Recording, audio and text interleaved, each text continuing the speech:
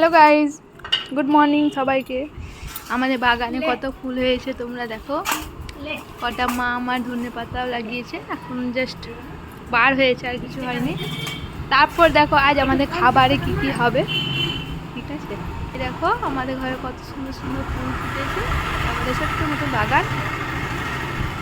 আর আজ আমাদের কি কি রান্না হবে সেইটা তোমাদেরকে দেখাচ্ছি। আমার বাবা এক্ষুনি বাজারে গিয়ে এইসব নিয়ে এলো। এই যে খাসির মাংস, আর আমাদের একটা ছোট্ট বাবু আছে, সে মাটন খায় না বলে ওর জন্য মাছ।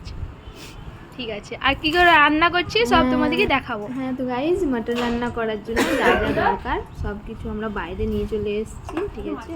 মশলা, পেঁয়াজ, আদা, এবার আজকে আমাদের বাগানে রান্না হচ্ছে বাইরে। আমার দিদি ওটা, ঠিক আছে,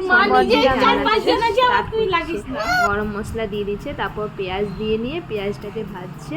পেঁয়াজটা ভাজার হয়ে গেছে অলমোস্ট, এটাতে মশলাটা দিয়ে দিলাম, আদা বাটা, লঙ্কা রসুন সব কিছু মিক্স করে নিয়ে ওটাতে দেওয়ার পর একটু ওটাকে ভেজে তেল ছেড়ে দেওয়ার পর ওটাতে মাটনগুলোকে দিয়ে অনেকক্ষণ ভাজার পর এরকম মাটন রান্না। আর এরকম এখন জাস্ট জলটা শেষ হয়ে যাওয়ার পর একটু জলে এরকম মাটনটা রান্না হয়েছে। এতই ডিলিশিয়াস, এতই টেস্টি রান্না করে আমার দিদি, মানে খুবই ভালো। ভিডিওটা ভালো লাগলে লাইক করবে ফ্রেন্ড। Bye bye.